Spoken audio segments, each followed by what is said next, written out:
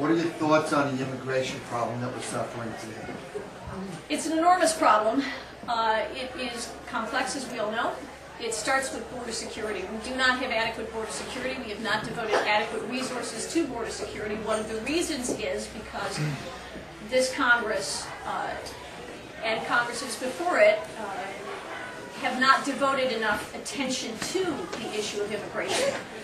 They have not devoted enough funding to it. We spend an awful lot on entitlements, and it's getting to be, as we all know, more and more, this Congress is threatening to expand entitlements dramatically. I do not believe that we should expand entitlements. I think we have to direct more resources toward border security and indeed toward coordination of law enforcement locally and federally so that we can enforce the laws that we already have on the books that should go a long way toward resolving at least some of that problem. As a follow-up, what do you do with the illegal immigrants that are here right now working and have families and have to settle in and settle in? Right, absolutely. I think that the issues involved with deportation are so complex that it is impractical to think that we can deport 15 million illegal immigrants. I think we have to look very carefully at the issue of whether or not anchor babies should be made citizens of the United States. I'm not sure that it's wise to make a baby who is born to parents who are here illegally an American citizen, although that would be a profound change. I myself am the daughter of an immigrant, although a legal immigrant. So a first generation on that side, on my mother's side. But I think that if a path, it's been called many things, as we all know, euphemisms or otherwise, but if there is some sort of path to legality, it should involve, number one, it should be limited to one time only. It should involve a price to be paid. And I think the details are going to have to be worked out among, probably among individual states, as well as in coordination with the federal government. You know, the ideal solution is never to reward an illegal entry into this country. I am fully sympathetic to that. I think it probably would be very difficult to resolve it on this. Yes, sir. What's your position on unfunded mandates from the federal government on down? They're wrong. You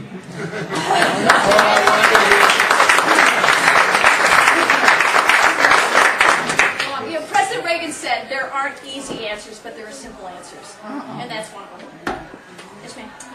It's me, Morelli, with Project 21. I want to know what your position is on cap and trade. That's the next agenda item on the administration's agenda. Did I see you on TV? Never.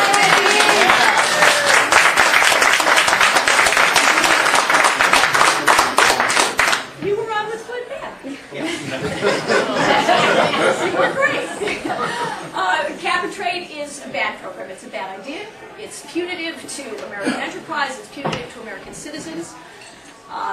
We can incentivize the development of clean energy technologies, which I don't think are a bad thing. I think they're a good thing. I think we should try to preserve our resources. I think it's good to shrink our carbon footprints. I'm not going to advocate that we should use up every natural resource as fast as possible, but cap and trade politicizes the process, makes the cost to American enterprise, American citizens, punitive, will compromise us versus the rest of the world, and it is the wrong way to go. We need to provide tax incentives to the free market. We need to allow the free market, from the regulatory standpoint, to do the things that it needs to do to develop energy resources in an innovative way. And I'm sure we can do it. That's the way this country has always done it. And just a quick follow-up, with the climate gate going on, the email gate with Yes. the scientists, what is your position in terms of man-made global warming? Right. Clearly, there is debate among the scientists. It's not, I don't think the case has been made ironclad for either side yet, if you will. I'm willing to err. again, I mean, I'm willing to err on the side that man has a contribution to that. I'm not convinced that we don't, but clearly it is very disturbing when an agenda is followed and it affects the way in which science is presented. I'm a scientist, I'm a physician, I have a background in the sciences. That should be the most objective of fields. And evidence, and it happens in medicine too, evidence that is contrary to the hypothesis has to be dealt with, has to be accounted for. So that was a very disturbing development. The Wall Street Journal had a very good supplement about climate gate and about general issues revolving around global warming. And I think it came to a good rational conclusion, which was that even in the face of climate gate, which was very disappointing, it's probably wise for all of us to think about how we can control what we expel into our atmosphere so that we do have clean water and clean land and clean air to pass on again to the generations that follow us. But cap and trade now. Yes, ma'am. I'm a little unclear about your answer. Maybe I didn't understand it. Do you fall down, do you fall on the side that, well, first of all, that we have a problem. Do you believe we have a problem with global warming? Let me just make it simple. Right.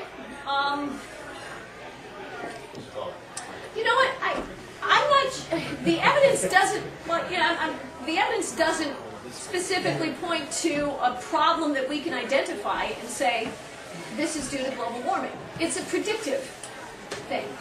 So it's a matter of saying if current trends continue, this is what will happen. At this point, do you believe that we have a problem with global warming, with the evidence that we have and the evidence that's been withdrawn? Right. I don't think the case has been made ironclad that right at this moment in time that we are experiencing something very different from other cyclical changes in the past. I don't think it's unreasonable to try to draw trends, but the idea is that, if we take these sorts of predictions seriously, is it reasonable, again, in a free market way, is it reasonable to think about developing sources of energy that don't burn up as much of the resources that we have under the ground or on the ground? And I think that's a reasonable stand to take. So the specific damage right now, no, but could we be facing damage? I'm willing to entertain the thought that we might be. Again, I don't want to be punitive to our economy, but yes, ma'am. Just to interrupt you. Of course. One more question. Sure. And then we're going to Of course. let you sit down. I know there and are folks relax. over here who wanted to ask, and I'm sorry. Yes, sir. Doctor, Yes, sir. I'm sorry. Your position on gun control, and would you kindly expand on why you feel one way or the other? Sure. I think that the Second Amendment is unequivocal. I do not favor punishing owners of guns, legal gun owners, for what criminals do with guns. So I take a very careful view about any measures that would purport to burden further those who own guns legally. Okay, that's it. We really, because we have two more people and I know, I understand. I'll stick around. Can you make an honest commitment that if you are elected that you will not be swayed by any political interest? I will certainly tell you that you will know my heart. I believe firmly in transparency and accountability, and I think that's what's lacking most, Diane, in this government, as we discussed earlier. So I think it's very, very important to know exactly what goes into someone's thoughts when he or she is a legislator voting on legislation, and you deserve all the